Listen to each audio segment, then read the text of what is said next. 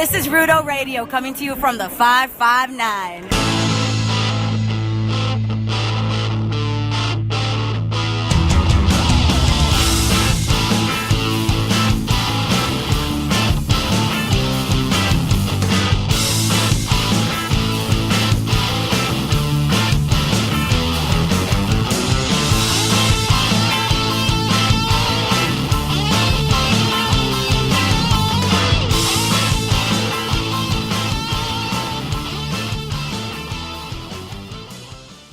Hello and welcome to Rudo Radio, SB Nation and Cagehead Seats, weekly wrestling podcast. I am Nick Bond, joined as ever by Mr. Marc Normandin. Mark, how are you? Well, I'm in the middle of vacation. The vacation is to my couch, essentially, where I've just logged out of everything or turned off notifications. So it's pretty glorious. You know, I spent the last 2 days playing Assassin's Creed 2 because the Ezio collection came out on PlayStation 4, and I haven't played that game in like 5 years. So that's what I'm doing, and I'm probably gonna start the sequel to it after we finish recording because I have no responsibilities. Are you gonna play Final Fantasy 15? I don't know, maybe eventually. I mean, when's the last really good Final Fantasy was like 7. Okay, fuck that game. It was 6. It was 6. Fuck that game and fuck Xavier Woods. You know what? This is the most offensive thing you've ever said on this show, but I'm going to let it slide. 7 is a much better soundtrack than it is a game. You're a monster. I'm not a monster. I have fabulous taste in video games, and 7 is all right. 7's okay. I feel like most of the time people are like, that's the first Final Fantasy game I played. I'm like, well, you should have played better ones. But it's so hateful. You're such a snob. I can't even with you. We're ending this best friendship. We're doing it right now.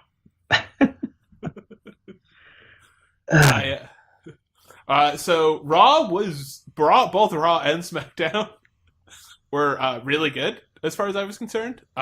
Really good. Like 2 of the best episodes they've had in a while.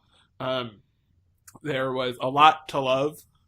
For me, my favorite thing was Braun Strowman being Braun Strowman, doing Braun Strowman things, to the point that it's believable that Mick Foley is genuinely worried about Sami Zayn's health. I love Braun Strowman so much. He's great. I know I say it every week. I know I'm a big fanboy, but he's a guy you can build around in the mid card right now, which is cool because he's never held the title and he's only had like 15 matches, totaling like 5 minutes. Yeah, he gets in and out. He's not paid by the hour. I mean, he's great. This is a cool continuation of last week, which, hey, I guess we should bring up, we didn't do an episode last week because Thanksgiving. We assumed no one would listen. And, we'd just we'd skip over things or just talk about them this week. Braun Strowman is one of those things. So I hated a week ago where, this ties into what you're talking about. I hated a week ago that Mick Foley used a match against Braun Strowman as punishment for Sami Zayn losing the IC match at Survivor Series because, Sami Zayn has been desperate to get a match against Braun Strowman for weeks now, and Braun's just been like, who's this guy? Whatever, don't care. So getting that as the punishment is weird, but the level of punishment that Braun actually dished out now 2 weeks in a row helps make you forget, the origins of how we got to this point, which is good. Yeah, and Sammy doesn't see it as punishment. Foley did a job explaining of Sammy can't save himself from himself, and that's not necessarily his job. That is the job of a general manager or a coach on a team, is to make sure guys don't. One of the jobs is to make sure guys don't hurt themselves.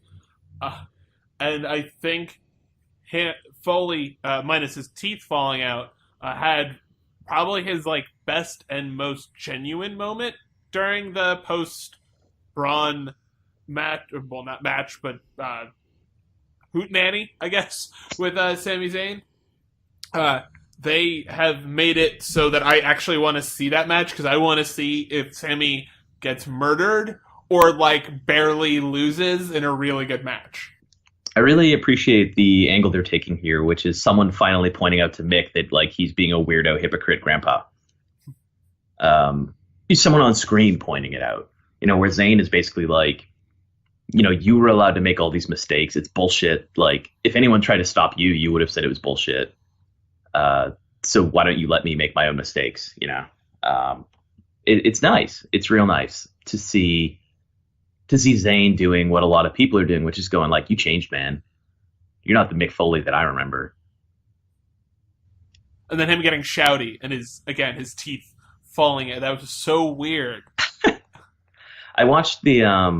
I did watch all that Zayn, Strowman, Foley thing. They didn't have it as part of the Hulu recap. Again, I'm on vacation. I don't have to put in full effort this week. Okay, guys? Should be happy there. Final Fantasy VII sucks. But they didn't have this in the Hulu version, or at least, I don't know, I might have missed it during one of the commercials. I was zoning out about that the elves complaining about the free cell phones for naughty people again to show 700 times Hulu event, but unless it was buried in there somewhere and I was blacked out on my couch, I'm pretty sure they didn't have it, which is a shame because, man, it was a cool segment. Hopefully they get more time. Hopefully that's not like WWE treating this as like the bottom of the ladder of the things they have going on. It'll never really get time, and it's just more like, oh, we needed to show all the Jericho, Owens, Roman Reigns stuff, and also the Charlotte, Sasha stuff, of which there was a lot. Yeah, Charlotte and Sasha was interesting. It was a good match, obviously. But I thought it was weird that they did in the beginning of the show have it, or not in the beginning of the show, but towards the beginning of the show, and then be like, we're not ending it that way, we're going to have it as the main event. Why not just make it the main event? Well, I like the idea of Foley realizing like he's fully in charge that night, and while he's already being like, hey, this match didn't end the way that a feud of this magnitude should. Excuse me, a feud of this historic magnitude should. So let's put it in a historic place on this historic night. In that very ring. And make history. Yeah, I was surprised because I plan on drinking every time they said historic. I didn't get that drunk. I was a little disappointed. Did you like the match? The match was great. I thought the match was really good. I thought that was a great match. I thought it was better than the Hell in a Cell match because it seemed more vicious. Like the Hell in a Cell match was good, but there's always this limitation on Hell in a Cell matches where what they say it is versus what you actually see is different. But Sasha, like, you could see the welts all over Charlotte from where Sasha was like beating the shit out of her with that kendo stick. And it just everything seemed more believable and vicious and violent. And I appreciated that. And it's always good to see the women getting the stipulations because, as I've said before, women's wrestling will really be viewed as equal by WWE when they let the women do all the same stupid bullshit they let the men do. Actually, I take back what I said about them making that the main event, because what you saying that about you'll know women's wrestling has become a real thing in the WWE once they treat it like men's wrestling and give it stupid gimmick matches for no reason and throw it in the main event for no reason. Like, Charlotte and Sasha are just a main event feud. They're a main event feud in the women's division. They are one of the main event feuds on Raw. It's them and Roman, Chris Jericho, Seth, and Kevin Owens. And I think that's an important step. Like, this match genuinely did feel historic without trying to be, which is the opposite of what happened with the Hell in a Cell match, where they were like, we're so historically historical. And this one, they were like, hey, we're going to have a match. And then they were like, hey, we're going to have an even better match. And at the end, we're going to have Charlotte's dad come out in his hometown. Like, I thought they did a really good job of sneaking in the fact that they're completely behind women's wrestling as a main event attraction. It feels like at times that, especially with the way they treat Kevin Owens as Universal Champion, it feels like the women's title is the most important one on Raw, which is a good place to be. And maybe that's what all this Charlotte versus Sasha never ending story shit is kind of trying to coach us towards, is just how important and serious this specific title is, not just Charlotte and Sasha. Although they need to be careful, or else Charlotte is going to break her dad's record before she ever gets to main event at WrestleMania, as she hopes to do. And it's just like, as much as I love Sasha and Charlotte matches, and I love them, they're great. They're so great. They obviously have amazing chemistry. Charlotte is leaps and bounds better than she was when they started their feud at NXT, what feels like 10 years ago now. The issue is, I'm not sure WWE knows what their end game is here, or they haven't tipped their hand as to what it is, because, like, okay, so Sasha won the championship back. That's good. I like that. I like Sasha. That means they get to wrestle again. I like that. But they wrestle again in a pay-per-view, unless they're going to pull the trigger on, like, Charlotte finally loses at a pay-per-view the next, in 2 weeks. Then Charlotte wins it back, and then Sasha gets a rematch, presumably on Raw, and then Sasha wins it back again, and then they're like 9-time women's champions by the time WrestleMania rolls around, and Bayley is still wrestling Dana Brooke, and like Nia Jax is still hoping for another opportunity to show up on television at some point. It's just weird, because the longer Charlotte and Sasha go on, the longer the rest of the Raw women's division is off to the side. I thought it was interesting on Talking Smack this week, where Becky's talking about how, like, the SmackDown women's division is slowly building itself up, and that they're, like, behind the Raw roster. And I get what she was talking about in terms of, like, star power and knowing who these people are, but the SmackDown women's division is so far ahead as a unit than the Raw one, because we know it exists. Like, right there. Mark, they lost the Survivor Series match. Ugh, that's true. I take everything I just said. Forget it. They know I mean, literally everything you said for the last 3 minutes, just complete. No. But it's just amazing that, like, at Survivor Series, we have Bayley win for the team, and Charlotte turn on her because she took her moment, which is literally what Charlotte screamed out while she beat the shit out of Bayley. But then you have Sasha win the title off of Charlotte, which means Sasha will continue for at least one more cycle. And if Charlotte wins it back, which has been, now I am like trained to just expect Charlotte to win it back, which, eventually I guess will pay off in her not winning it back, but who knows when that will be. Have they had 6 matches so far for the title where they've switched it back and forth? Or has it been 5? Because it feels like they're almost building towards a best of 7 without even meaning to. I mean, Charlotte won at Mania, which was title reign 1. But Sasha was in that match, and not that it's been like unbroken, and I'm not counting that far back, but the bulk of Charlotte's women's title time has been for Sasha, and yeah, it feels like they're not really building to something. I think the thought I had the other day was, like, it feels like WWE forgot that, like, Rock and Austin didn't fight each other at every pay-per-view. Like, they didn't just wrestle each other for 8 months straight, switching the titles back and forth repeatedly. They would build, and you had this pre-existing history to pull upon at a moment's notice when you wanted them to feud, and you could do it for, a couple months, few months, build to a Mania or whatever. That it just feels like this is the only thing going on in Raw's women's division. And again, I love what's happening. What they're doing is great in terms of, like, the actual matches. I'm very curious what their end game is and when they're going to stop this hot potato shit with the women's title. Yeah, and along those same lines, one of the things the one segment I didn't like on Raw was Bayley and Sasha's segment. It felt like a weird way to shoehorn in Ric Flair when you could just have her do a backstage interview, and her literally saying to Bayley, "You don't matter. Charlotte and I are what's important." That felt a little too on the nose, whether or not they intended it to be. It was.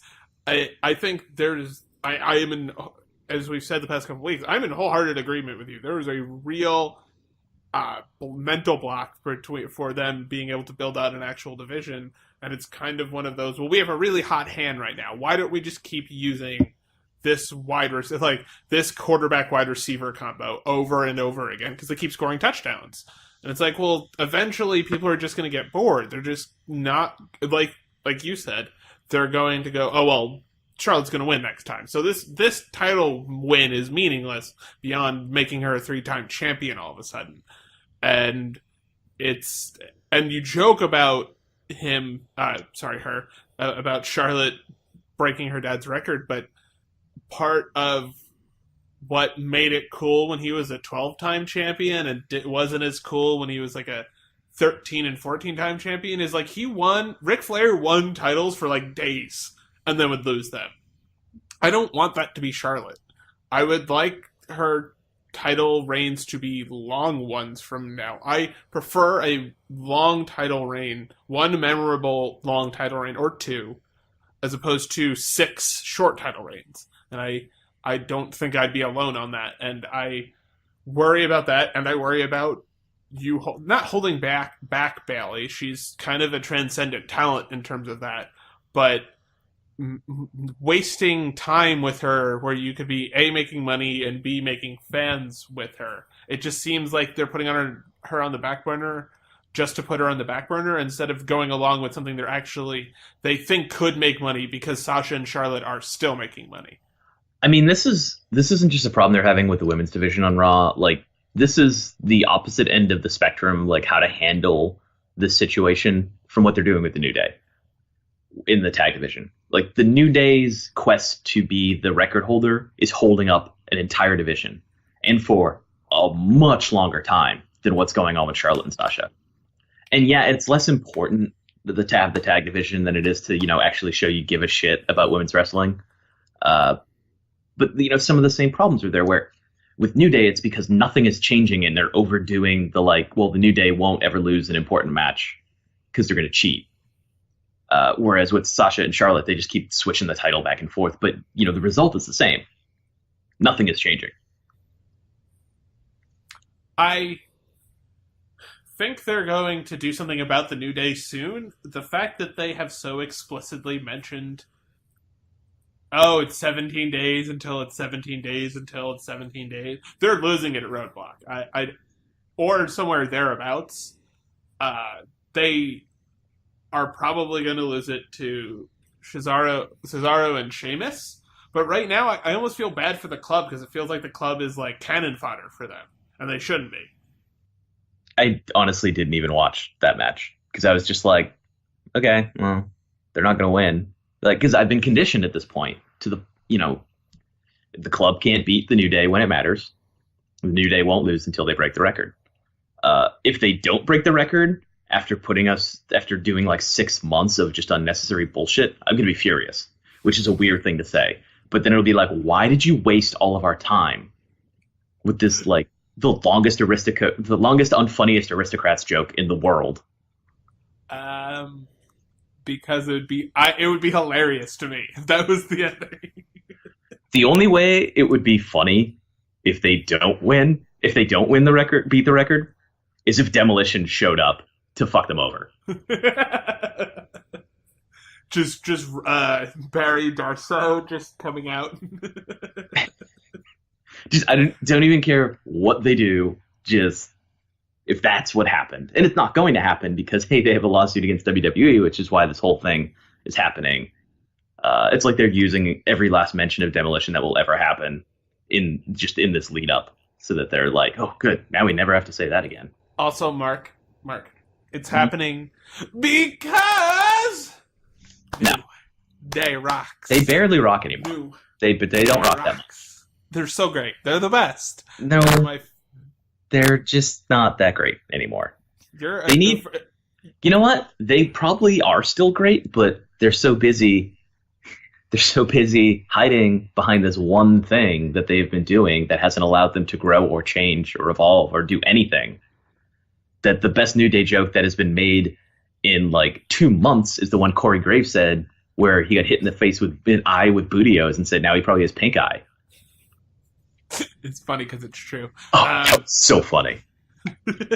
I hate you, and I'm very offended by you right now. Well, usually when you hate me and are offended by me, it's because I'm right, and you hate that I made you look at these things. No, I completely disagree. The New Day are the greatest tag team of all time.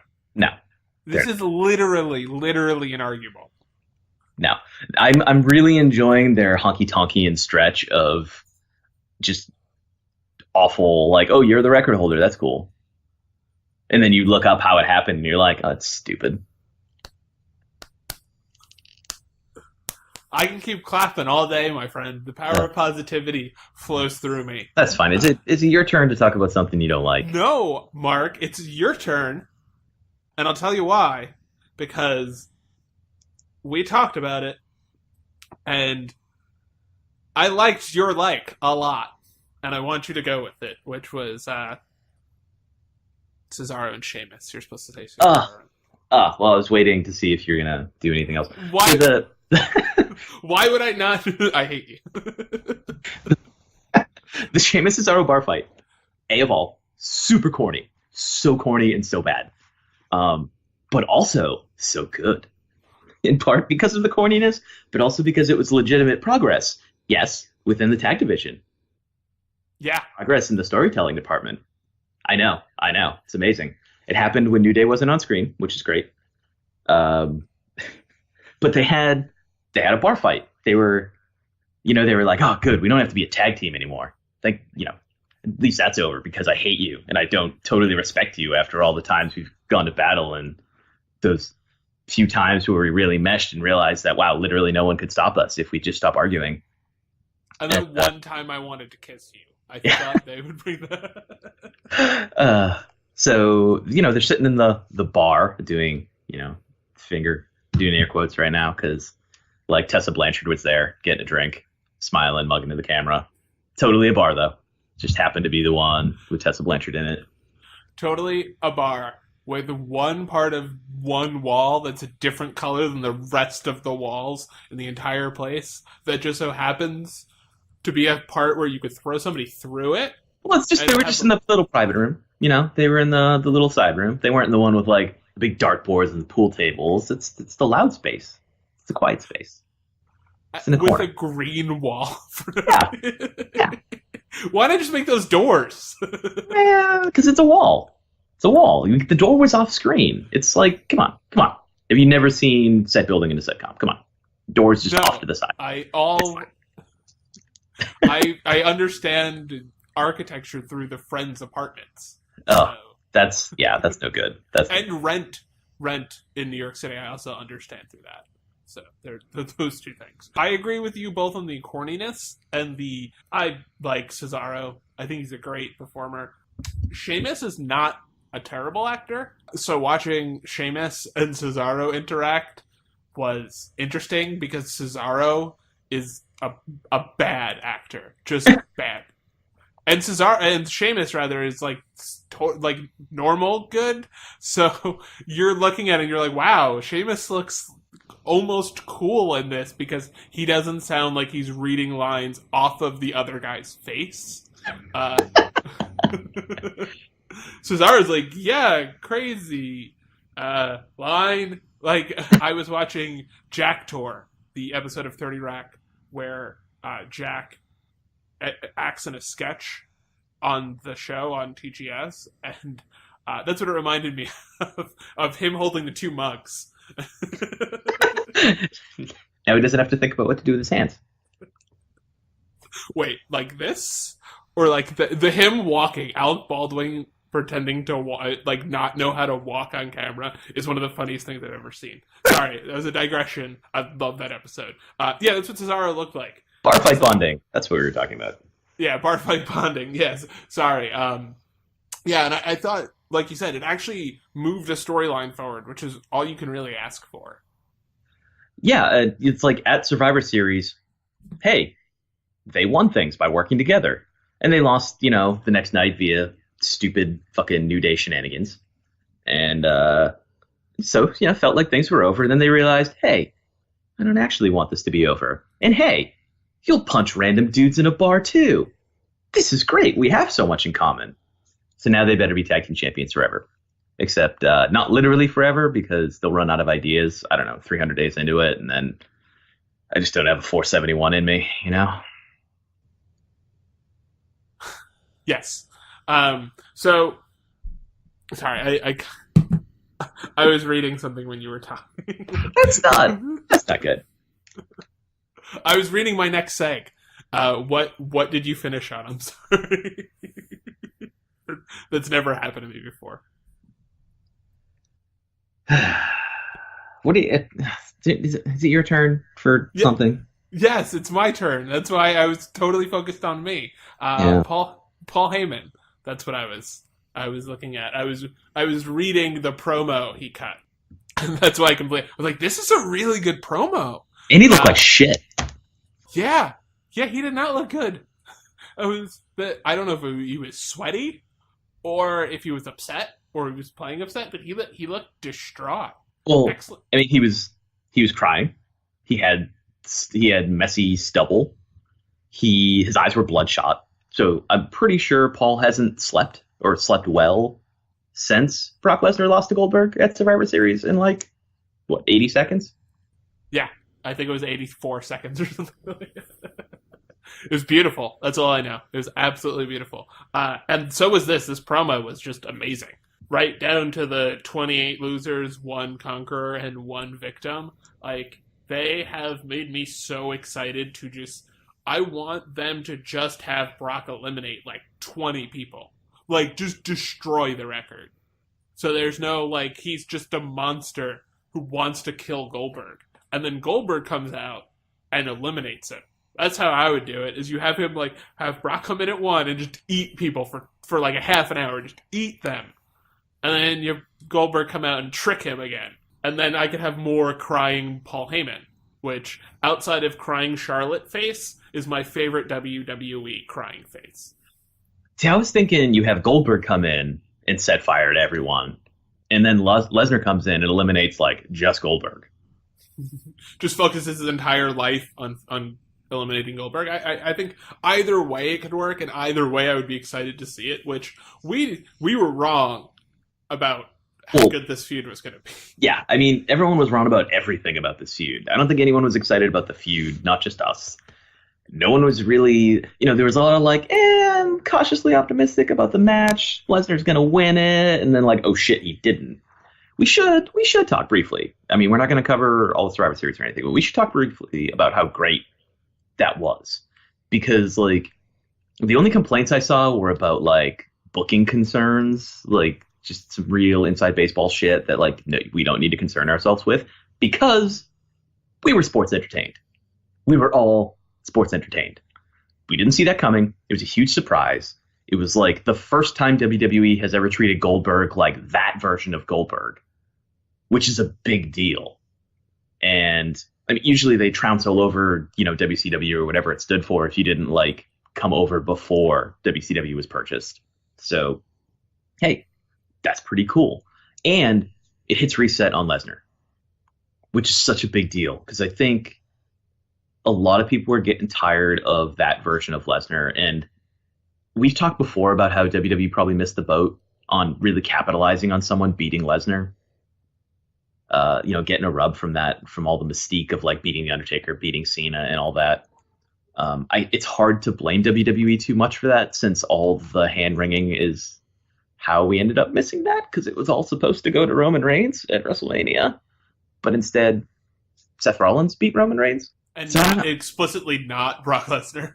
Yeah, so it's kind of a WWE had a decision to make, which was put the belt on Roman then and transfer all of that heat from Lesnar to Roman, or keep the stadium that WrestleMania was being recorded in from being burned down, Soccer Riot style, and let Seth Rollins walk out champion. And they chose to not have the stadium burned to the ground, which did give us an amazing Seth Rollins run, and a lot of other good stuff is built out of that. And no complaints there, but they had options. It was build Seth or build Roman. Only one of those used Lesnar. So we got in this weird space where the idea for Lesnar originally didn't get transferred in the way it was supposed to.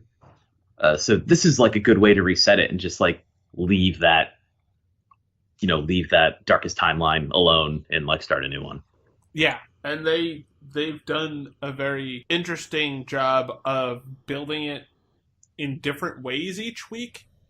They don't necessarily do the same thing over and over again. Like, it'll be an interview with just Paul, or it'll be a video package, or it'll be just Goldberg. They don't do, like, Goldberg and Lesnar are going to meet for the first time since blah. They're just like, they've met this one time since Goldberg came back, and they're probably not going to meet again until Royal Rumble, and they're probably not going to meet again until WrestleMania.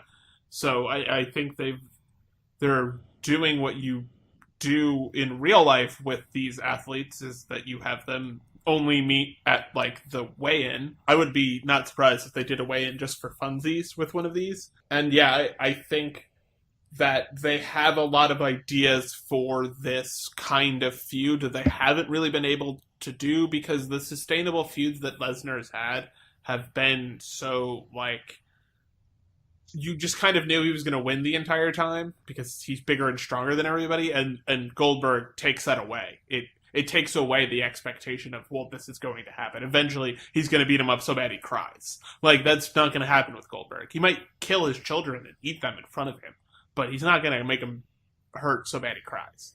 So they managed the impossible, which is made me okay with a rematch. Yeah, God bless him. It seemed like such a, because I think our acceptance of this originally was, well, at least it'll just be the one match, regardless of how good or bad it is, like, it'll be over.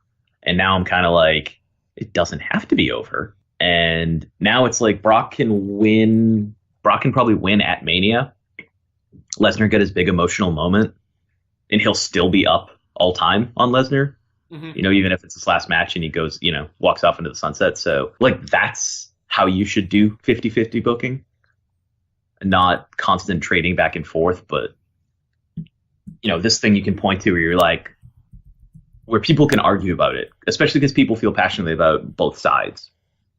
It's like, well, the only one Brock won was the biggest match of the three, and it was the last one, assuming he wins. But Goldberg won two of them. So who really won the feud, sort of thing. It's a good way to do it, instead of just standing around confused, being like, I don't know who to cheer for. Yeah, they've made it very clear who to cheer for. I'm sad that there's no major pay-per-view until Royal Rumble, kind of, which did not expect. Especially because there's so many pay-per-views in between. There's like, is there 2 or 3? Oh, there's 2. Just 2. Oh, there's just 2. Okay.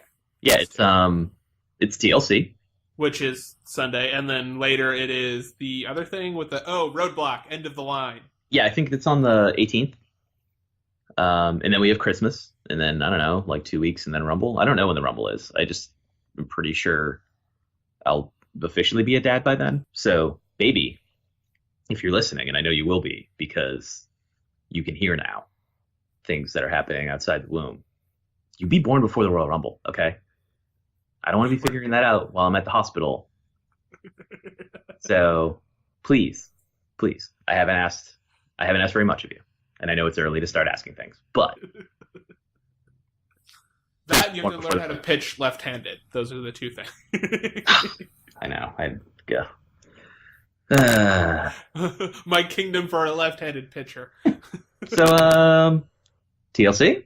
Yeah, speaking of which, TLC. Not speaking of which, your child becoming a left-handed pitcher, but tables, ladders, and chairs.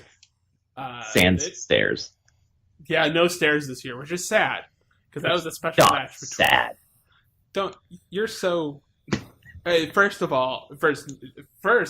Fantasy VII, and then the New Day, and now stairs. You're against stairs.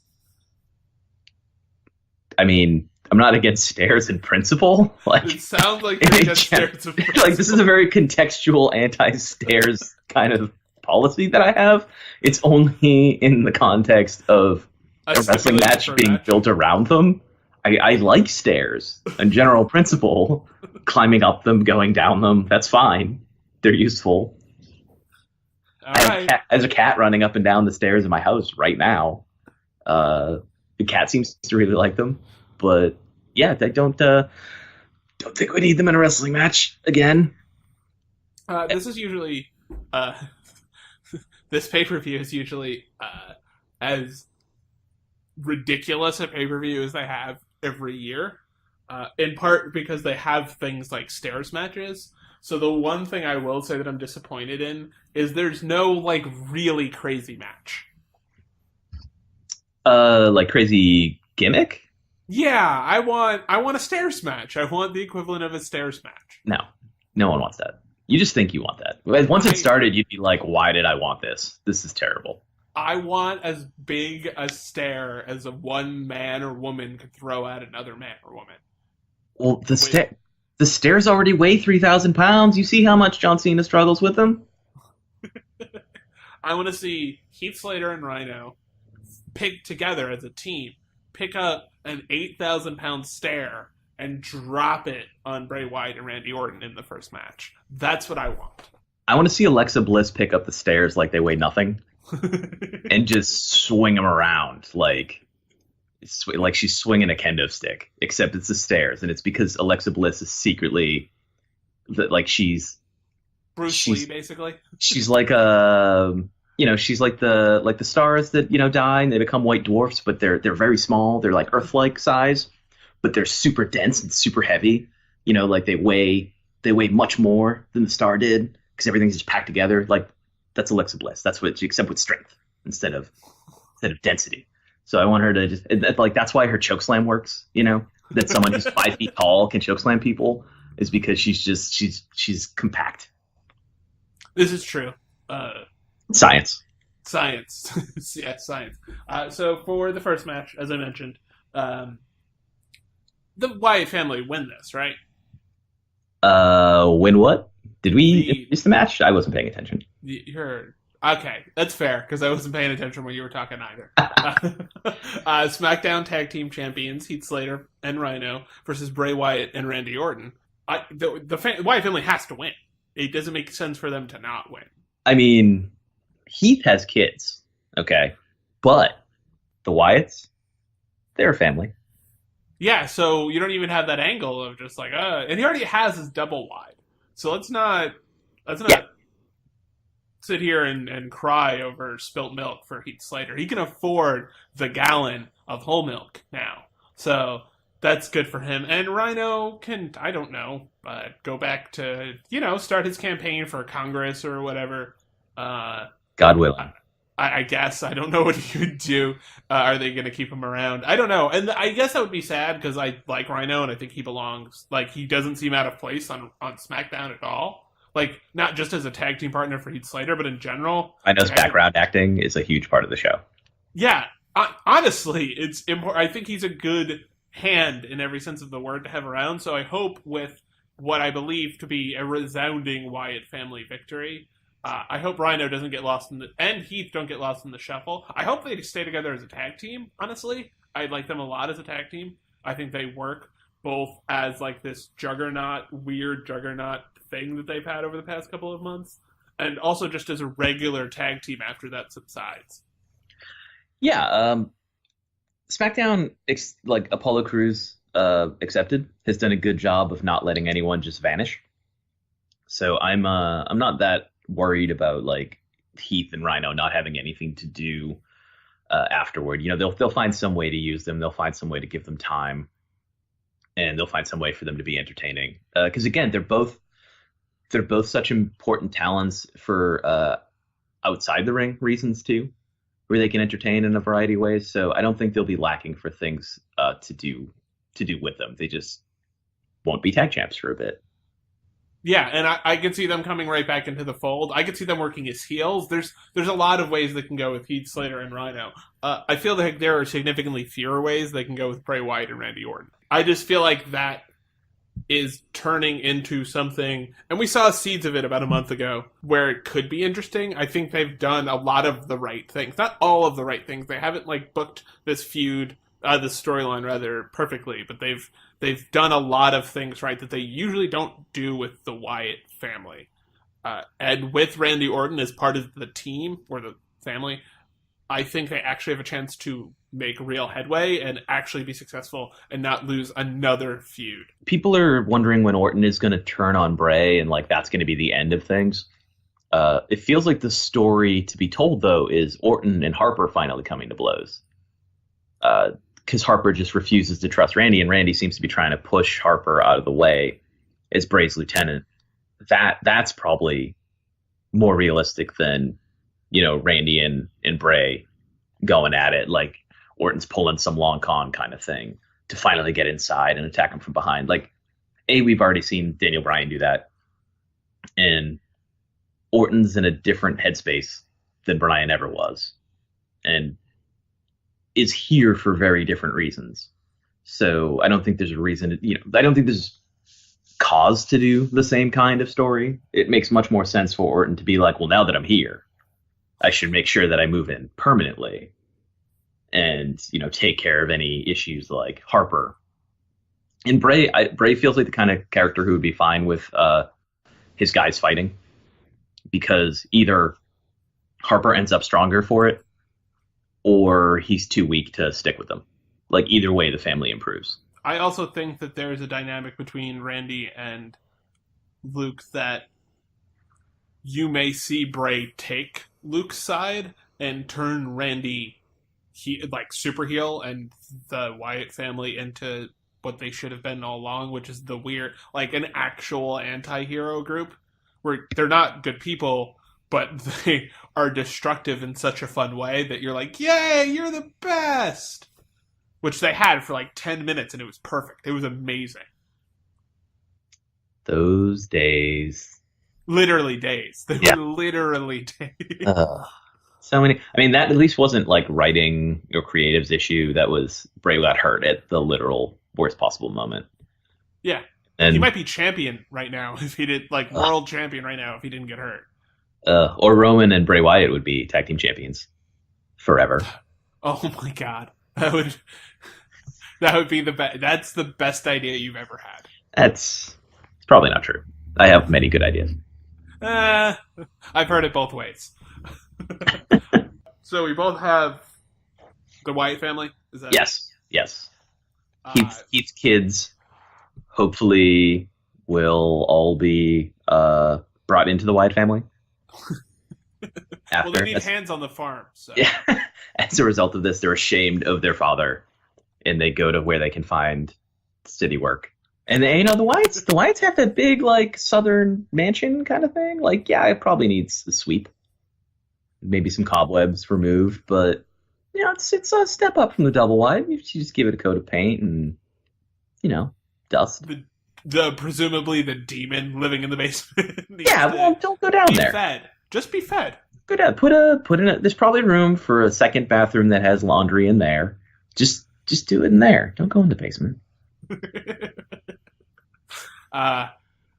So we go the Wyatt family adopting all of Heath Slater's children and putting them to work. So that's. I don't think they're adopting them. That's more legal than what I'm talking about.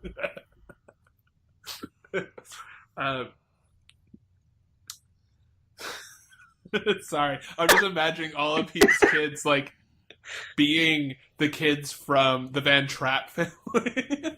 Goodbye, farewell. There's like 18 of them just being herded off to the Wyatt compound. So, speaking of the Wyatt compound, no, I'm kidding. That was a terrible transition. Though I do have one, which is that Luke Harper lost to Kane, and Kane is related directly, both in and out of canon, to Baron Corbin, which is totally true. Nothing I said there was a lie. Are we going to talk about Corbin's match? Yeah, it's the next one. I'm like, Kane doesn't have a match. No, but Baron Corbin's his uncle, his nephew. Yeah. Oh, this is established. Our listeners know. Yeah, okay. No, I needed to transition smoothly. So I figured this is really smooth. Yeah. Yeah, 6 degrees of separation between the Wyatt family. Literally, I tried 6 degrees. I tried to stretch it out as much as I could. It's called vamping, Mark. We're running long already. Let's not vamp so much. So Kalisto and Baron Corbin, chairs match, which is my personal favorite of all of the gimmick matches because the gimmick is that only chairs are allowed, which I love. It's great. They don't end the match. They don't like. I don't know, there's no special thing other than like, hey, if you pick up a chair and hit this guy with a chair, that's okay. It's Totally okay. cool. It's okay in this one specific instance, but don't you try this in a normal match. They're illegal in a normal match, but in this match, they're legal. Totally legal. Yeah, that's why it's my favorite because it makes no sense. It's so stupid. It's like this is a good chairs matches are definitely the weakest of the three kinds of matches that they'll have here. The three like individual kinds of matches because obviously ladder matches are like the best. There's no argument. Ladder matches are amazing. And we don't get enough like one-on-one ladder matches in general. There should be more of those. They're always like the big group affairs, which are also great. But they talk. If for every time you mention like Shawn Michaels versus Scott Hall for the Intercontinental title, you should have to have a one-on-one somewhere. Like just keep a running tally somewhere. You're like every time we reference that, we got to remember like that was awesome for a reason. Yeah, exactly. Yeah. The chairs match, I also like, and they brought this up during commentary on SmackDown, in terms of a match that would make it easier for Kalisto to beat Baron Corbin, this is a good match to do it with. They can do a lot of interesting stuff with the chairs. And we're big Baron Corbin fans here, so I don't think it's a surprise when I say this. I'm super excited for this match. I think this match is going to be awesome. Yeah. I love big guy, little guy dynamics, especially with a super athletic big guy like Corbin who, can move quick and can like pick up Kalisto and launch him into orbit. So possibly like he will meet a chair in orbit. There's always the potential for an end of days right onto a chair, which is great. Kalisto might, or with a chair like on him holding a chair and Kalisto onto another chair. Oh, that's so much. I can't handle that right now. There's also like Kalisto could totally throw a chair up in the air and then like flippy spinny into the chair into Corbin's face, which would be great. That's the dream, is flippy spinny into chair. Yeah, that propels the chair ever further into Corbin's cranium. So there's a lot you can do here. So yeah, chairs matches are stupid, except when they could be pretty cool. And this is one of those moments where like, hey, these two guys, their two styles, the violent way they've interacted for months now. Yeah, and that's what I was going to say. The other thing is this is actually a good feud. Like, separate from this, and the kind of match works for the two competitors, and the feud they've had also feeds perfectly into this kind of match. Are dick punches legal in a chairs match? I would assume. But can you only if you punch someone in the dick with a chair? Yeah. Okay. It has to be a dick. It has to be a dick assisted, a chair assisted dick hit. Okay. So it has to be steel on man. How far into the match do you think we'll go before? How far into the match do you think we'll go before Baron Corbin hits Kalisto in the dick with the chair? Because it's coming.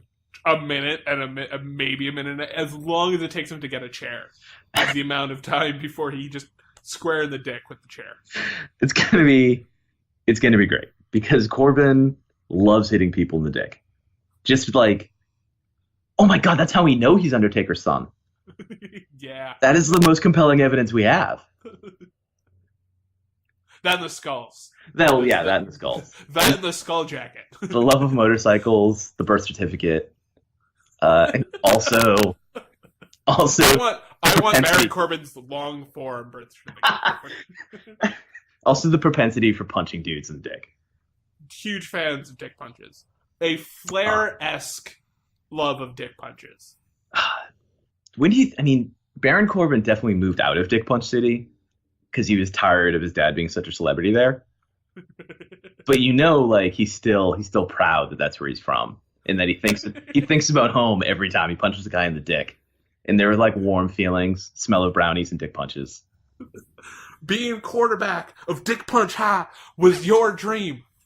I don't want your dream. Beautiful. Sorry, that was a bunch of weird, like, fan fiction. That was historical I've seen the documentary. This is all on the record. My father, the Undertaker. I've seen the angsty poetry that Baron Corbin wrote. On his MySpace? Or was this on his live journal? It was definitely a MySpace, which was supposed to be for Baron's band, but like they never. Yeah, he couldn't get along with anyone long enough to. Well, they couldn't agree to spell it Lone Wolves or Lone Wolves. Sorry, I was just gonna try and shoehorn Justin Gabriel in, where he was like, "No, Lone Wolves. It has to be the Lone Wolves." We need to separately catch up on Lucha Underground and talk about that again, because I miss having PJ Black in my life.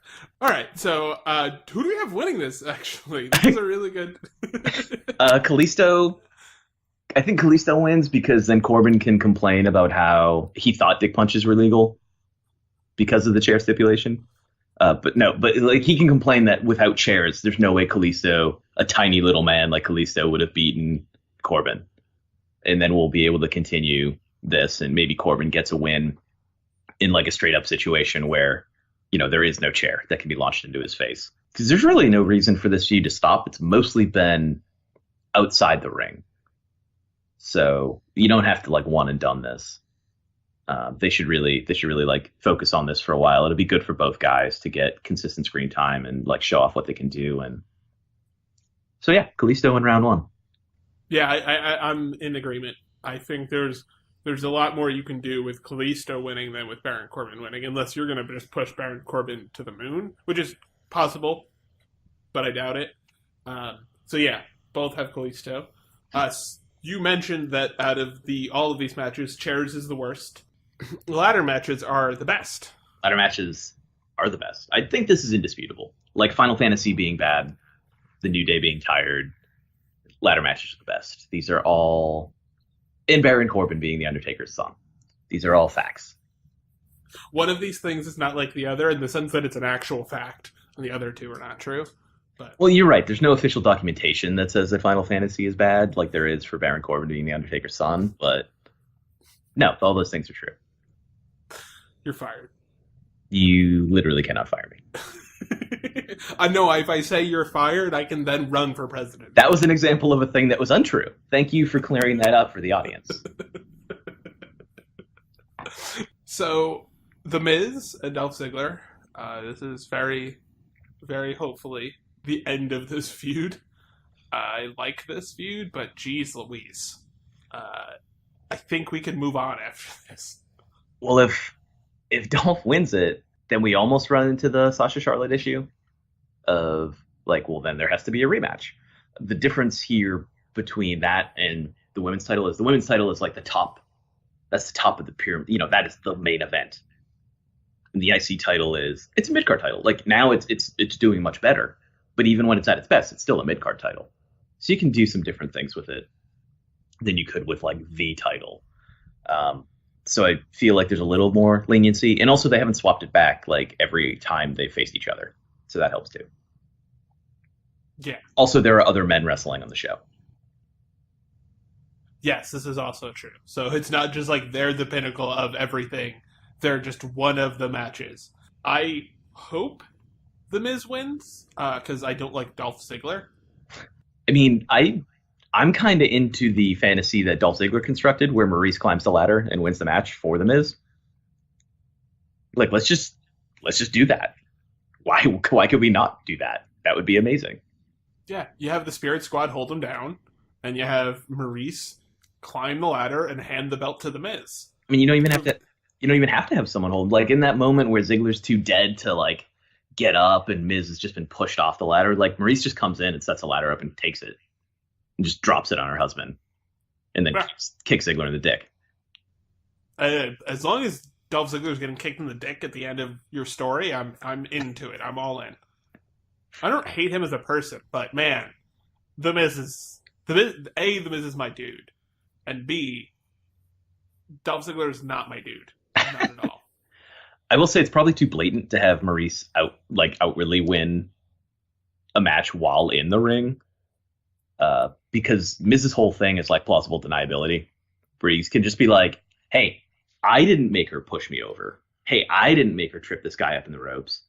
I didn't make Maurice shove a ladder into the face of Dolph Ziggler, rendering him unconscious so that I can try to win this match."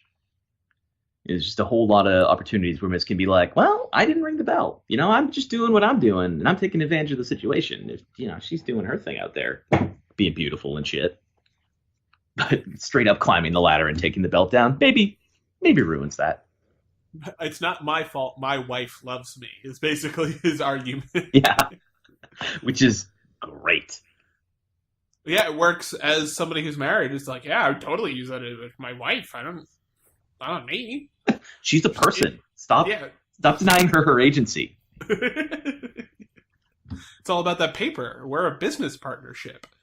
Also in love, but business partnership mostly. So what Kevin Owens and Chris Jericho are missing is being married.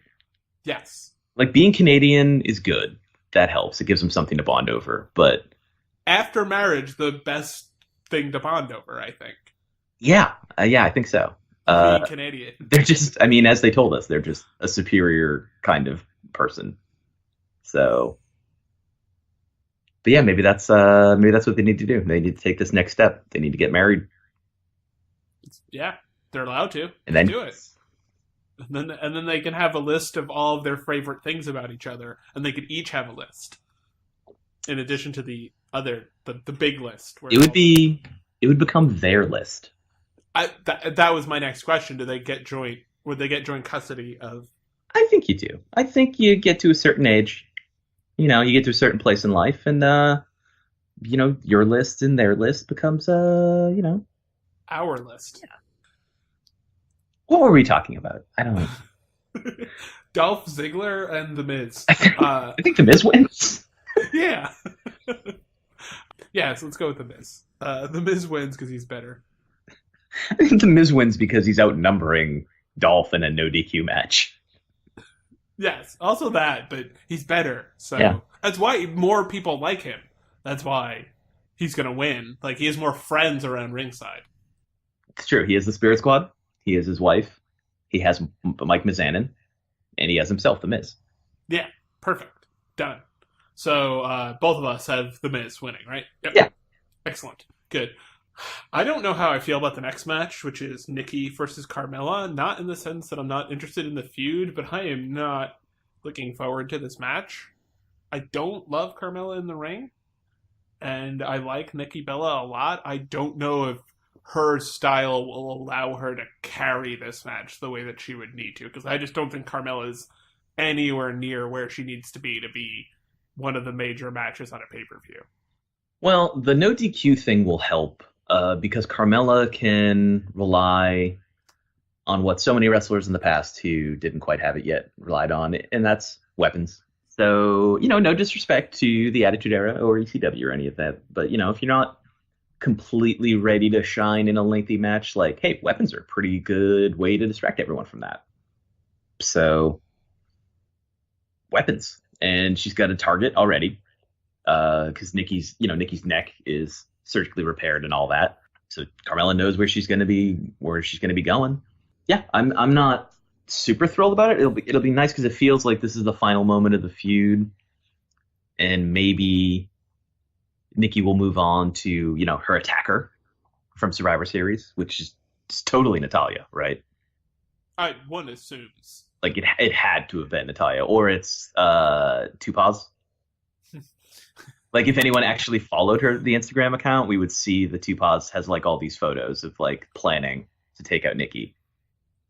And that's why Nikki doesn't know who did it, because it was a cat. Yeah, cats are violent destroyers. They are killing machines. So totally hit somebody with a lead pipe or whatever it was that happened to Nikki. Right? Lead pipe something? I don't know. Did they even say, or were they just like, yeah, she got hit? Yeah, they didn't really say. Like, Nikki got hit from behind in the head So, didn't get a good look at the attacker, at the assailant. But it was definitely like Natalya with the candlestick in the, oh God. I blanked on a place in the... Let's not get ahead of ourselves. We still haven't officially discounted Two Paws.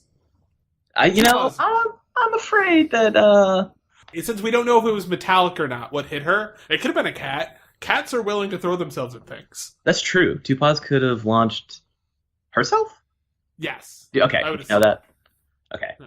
Two Paws could have launched herself from somewhere high up and taken out Nikki from behind, and Nikki whacked her head on a wall or whatever. Or Two Paws tripped her near a stairway, as cats are wont to do.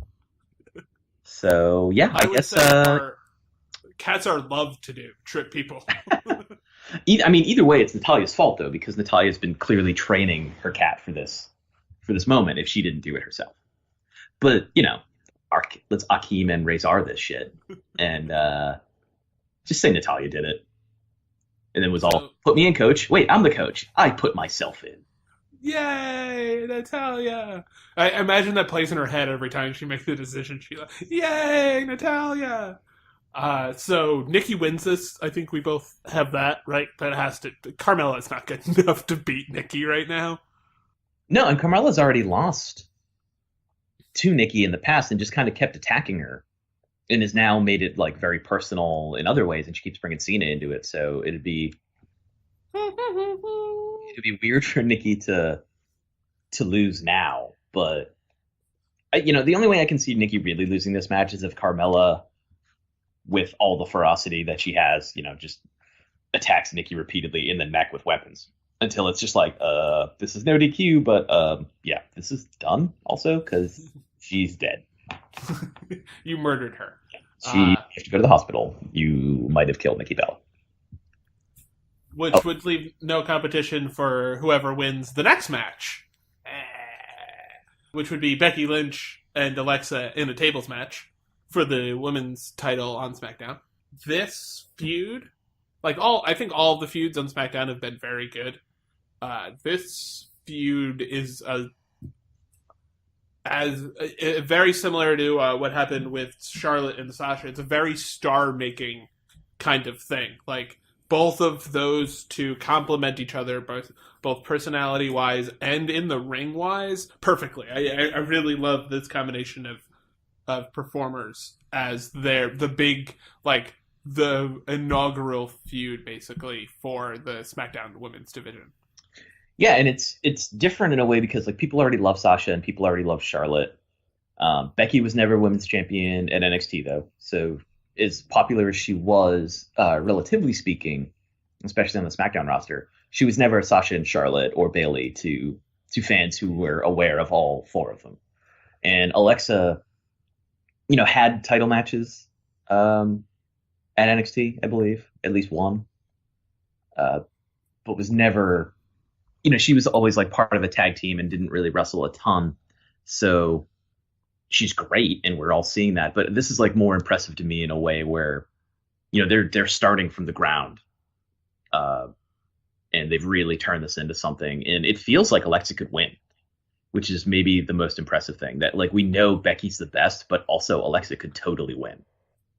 Which is why the tables match, and actually, although the ladder matches are better, I think narratively, table matches can be more interesting, especially singles table matches, because the winner can happen so randomly that you can do these big sea changes. The first Sheamus title, when he beat Cena, was in a tables match. You can do fun spots at the end of the match to have the match to end the match, that allow you to do things you wouldn't be able to do in a quote-unquote normal match because of the place you need to get there. It's almost like its own personal Money in the Bank contract where you can win at any time because of the nature of the match. And they both have moves that feel well suited to ending a table match because it has to end on an offensive move. You can't just fall through a table. But Becky has the Bexplex, which should be a really good, especially if she goes off the top rope like she tried to during the contract signing. That's a great way to put someone through a table, even someone who's 5 foot tall like Alexa Bliss is. And Alexa has a top rope. She has not the sparkle splash, what Twisted Bliss is what it is now. Like that could totally work off the top. Her knees might work maybe not off the ground. That'd be tough, but they both have ways to do it. That's not like with if Sasha was in this match, I'd be concerned because she doesn't really have a lot of big like striking moves. If that was the only way to end it, even at Hell in a Cell, the way they put Charlotte through a table is essentially like, I'm going to push you off this high place, which is exactly like, it's cool, but it's not an exciting way to end the match that's built entirely around that spot. So this is a good matchup for like that style of match as well. And it seems, and the feud that's built up to it has been, in terms of their interaction, they have very well established that these two people don't like each other, the two characters don't like each other, and that they're willing to do anything to win and to hurt the other person, which is a fun dynamic to have.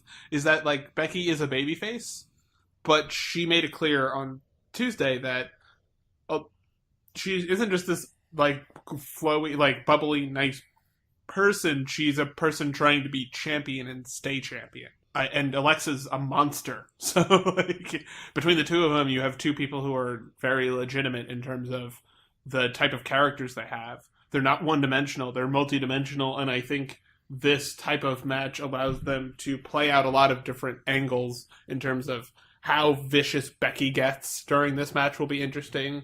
If Alexa is able to withstand how vicious Becky gets, and whether or not any sympathy she tries to get any sympathy or does get any sympathy in this match will be interesting, because their stakes are so high in a match like this in terms of it could end at any minute, that you can get a lot of like people in peril spots, and I'm excited to see who gets the most like, oh my god, are they going to lose spots, because to me that's important in terms of building sympathy for that person.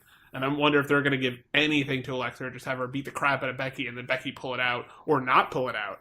I don't know. This one is hard to guess because of the nature of how the match ends. Yeah, Becky could be going for her big move and Alexa could push her off the top rope like she did on SmackDown this week, and that would be that. She goes through the table. I don't know who's going to win. I think there are really great reasons on both sides. To have Alexa win and go in a different direction, to have Becky win and, secure a lengthy reign, her first real challenger. I think I lean towards Becky winning mostly for that purpose. It's her first real defense, feud. It's made Alexa Bliss into something whether she wins or not. So it's accomplished its goals. And you can have Becky either lose to someone else in the future or, have her be the clear best in the division until such time you're introducing someone who's going to unseat her. Yeah, Asuka, presumably. I think I'm going to go with Alexa. I think I'm going to guess Alexa on this one. This one is 50-50. They could go either way with it. I think this is the hardest to predict match since... I can't remember. This has been a couple of pay-per-views where this is as 50-50 as it gets, because they just both totally make sense, and you can make really strong arguments for both of them, and they're both kind of at the same level. I think Alexa's obviously less polished in the ring than Becky is, but she does a lot of the small stuff and the big-time stuff really well. It's the medium stuff that she sometimes doesn't seem... Like, I don't know if she can quite carry a match right now by herself, but she's pretty close, and I'd like to see her get a title run to do that. And I think this might be where they pull the trigger, especially because you can give it back to her at the Royal Rumble. You can give Becky back the title at the Royal Rumble. Well, if they, I'm curious. I mean, we'll see what kind of matches they set up for the Rumble, because there are more titles now than there were for SummerSlam, and they're not going to have a bunch of Survivor Series style matches in the middle of the pay-per-view, taking up all the time and all the roster space. So I'm very curious what they do there. But yeah, what's left? What do we got left in the card? Just the main? The main event, yes, which is AJ Styles versus Dean Ambrose in a tables, ladders, and chairs match, which is basically a ladder match, but fancy. It's way more destructive. Yeah, I guess it's that they kind of bring out the tables and chairs for you. You don't have to go get them. But other than that, it's essentially it's like an Extreme Rules ladder match, right? That's the difference, essentially. Yeah. I mean, I love this kind of match. So I don't like it as much as a ladder match, just a pure ladder match. But these are guys I'm very interested to see wrestle one. Ambrose, in any situation where you're like, hey, you can go through stuff and you can hurt your body, or you can jump off this 20-foot ladder to deliver an elbow to some guy who's standing. Like, I'm in for all that stuff. We have the possibility of seeing all of this stuff. So, hey, that's cool. Yeah, Dean Ambrose and AJ Styles for this feud have made us interested in James Ellsworth somehow as an actual character on the show, and I'm so interested in Dean Ambrose's evolution as this, like, guy who I guess needs friends. Like, is that, like, he is hard on his friends, and then when they leave or get hurt or something happens to him, he gets very upset. That seems to be a pattern with him, which I kind of like as a character trait, is that he's fundamentally a good guy, but he's also a crazy person who likes to fight people. So I think they've done a good job with making Dean kind of like, they've done a good job of reining in Goofy Dean so that you are still taking him seriously. You just realize, like, Dean's kind of a weird guy. And it's not like, ooh, Dean's so kooky. It's just, Dean's a weird guy. Dean is the kind of guy who's like, hey, yeah, I know we're on television right now and that we should be doing shit, but, like, can you get me a 6-pack and some now and laters? Can you do that? Like, he's just a weirdo, you know? Coming back as the Bounty last week was hilarious, especially because he almost broke Daniel Bryan just by saying the Mountie always gets his man. Before he even said it, Bryan looked like he was just going to explode. And, you know, the hockey jersey coming back and all this. It was fun. It's not just like Goofy Dean, not to be taken seriously. It's like, you realize that he can snap back between, like, this is just who Dean is. He's not being goofy and weird. And if in a moment's notice, if he needs to, like, destroy your face with his fist, he's going to do it. Like at the end of SmackDown, you know, he was kind of, yeah, he was goofing with Ellsworth a little, and he's ribbing AJ Styles. And then the second that, you know, he was given cause to lay into Styles that night, he did. Yeah, and that was a fantastic ending segment. I really liked. It happened right after the Wyatt match to get the number one contendership for the title match on Sunday, and they cut to the back, and it's Rhino and Heath Slater doing an interview with whoever the interviewer is back there, and AJ Styles comes up and just interrupts them very, very rudely. Like, not like he was walking along and the interviewer is like, oh, hey, AJ, do you have something to say? He, like, walked up to them and was like, I'm taking over this interview because I'm the best. I'm the champ. And he just starts talking, and then you hear, you bastard!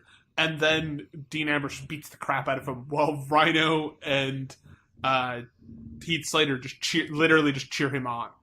Like, yeah, get him! He's a jerk! Get him! So that was fun. I really, really enjoyed that. It was exciting. Even it interrupted Rhino, like, step into Styles, which I was kind of like, oh, you know, that could be fun. But Rhino just deciding, like, no, it's okay. I'm a tag team champion right now, and I'm just going to watch this guy get punched in the face now. It doesn't have to be me doing the punching. Yeah, I've said this a lot. I've written about it too. But Dean Ambrose is so Deadpool that it's almost, like, hard to watch him sometimes when he's not playing into the stuff that makes Wade Wilson interesting. Not just the movie character, but the comic character. He's very similar to the comic character in the sense that he's, like, not a good guy, but he's the best guy you can get to really mess up the bad guys. This makes sense to me. And I only know him really from the movies, but I'm fully aware of I'm fully aware of who he is, and that's an apt comparison. Yeah, it's just so obvious, and it's a good character for him, in the sense he's written very similar. I don't know how intentional it is, so I don't want to like spend all this time giving you different like instances where it's the case. But part of the charm, I guess, as it were, of Deadpool is that he is, like you said, himself. That is Deadpool. He is just a weirdo. And it's not that he's goofy or that he can't take stuff seriously. And and Dean Ambrose did an excellent job in that promo with AJ Styles of just being like, it gets serious real quick. I will hurt you. And I like how big Dean is because it makes it seem more realistic. It's not just this guy telling you he's going to beat the crap of you. It's a guy looking down and towering over you being like, I'm going to mess you up. I don't like you. And I'm going to hurt you because I like hurting people. And I love this feud. This is such a good feud, and it's the best possible feud, I think, for both of them, because it helps bring Dean Ambrose to that main event level, where he's going to be a perpetual main eventer from now on, basically. And you give AJ Styles just like, we're going to give you our biggest stars, and we're going to let you beat them. I assume AJ Styles is going to win this match pretty clean. We're going to establish you as the best guy on the roster, legitimately, even though you also cheat to win. Well, there is no cheating in a TLC match, so there is that. At least it's like, hey, shouldn't have agreed to this kind of match with me, where I can just punch you in the dick with impunity. A lot of dick punching on SmackDown. There should be. Dick punching is one of the greatest things about wrestling. I think they've done a great job, because we've complained about the way they've built some other feuds and like extended some title feuds. I want to give credit to the way they've done Ambrose and Styles, because they haven't given us Ambrose versus Styles.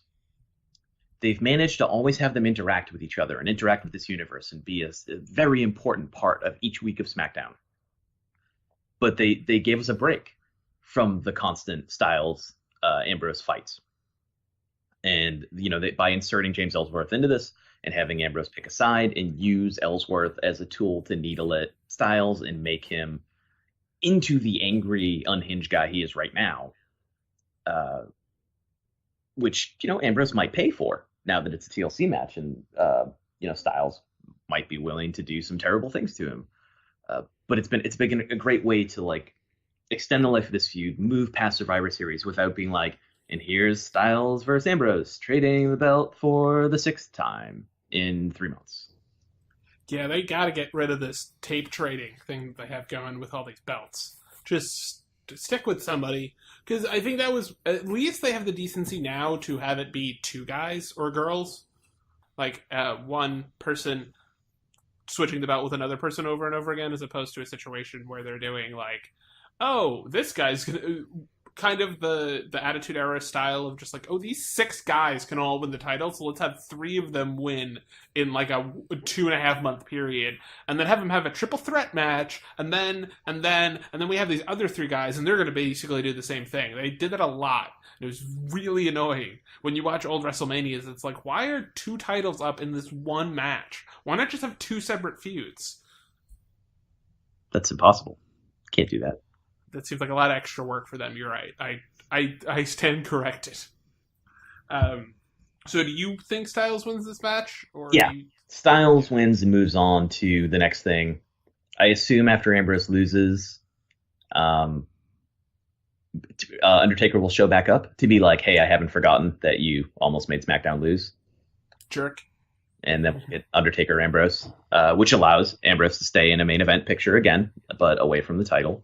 And it's also, if he loses the Undertaker, it's not going to hurt Dean Ambrose's stock. And plus, he owes Undertaker one, since the last time they fought, Ambrose was still wearing Kevlar, and he triple powerbombed him through an announce table. Which is how you kill an Undertaker. Little known fact. Oh yeah, that's more Undertaker facts. So we both have Styles winning. We both have... I think we both have Ambrose feuding with The Undertaker after this, because they have to follow up somehow. And Undertaker's back, quote unquote. Does Styles just go back with Cena? Oh, man, who knows? It's tough. I think the eventual feud, I thought it was going to be Styles Cena for a long time. But if Undertaker's back, and Undertaker's on the same show as Cena, and Undertaker's maybe retiring, that feels like Mania, right? Undertaker Cena. Yes. So that means Styles needs something else to do, which maybe Styles needing something else to do is what's going to come out of the Rumble. That would be interesting. So maybe an interim feud before then, and I don't know what that's going to be, but that's what I feel like is going to happen. I mean, he's going to have to face James Ellsworth first before he gets. That man has 2 fists, so you have to watch out. So he has a chance. Let's end on that. Yeah, let's wrap this. So, where can they find you on the internet, Mark? Nowhere this week. But normally on Twitter, Marc_Normandin, MARC. You can read my wrestling writing at sbnation.com/wrestling. I don't know. I've said that a million times and I just blanked on it for a second. I will be back from my vacation in time to preview Tables, Ladders, Chairs for SB Nation. So look forward to that on Sunday morning, as well as a recap on Monday morning. I'm done. Great. Cool. Fabulous. You can find me at the Nixer. That's THEN1CKSTER. That is 3,000 straight episodes that I got it correct. So I'm really proud of myself. You know what I'm proud of myself for? What? I went through this entire podcast without making a 69 joke. Yeah, you did. Because it's episode 69. Nice. What up? Let me tell you, though, if I had a lot of reason to talk about Mojo Rawley this episode, it would have just been nonstop. Just so many jokes. The same joke over and over, probably, but still. Oh, God. You can find us on soundcloud.com/Rudo Radio. That's RUDO RADIO. And you can also rate, review, and subscribe to us on iTunes. Mark, since I put in all the effort last week. Oh, I have two. I have 2 this week. Go ahead. Okay, so first one, easy, since I was reminded. Nice.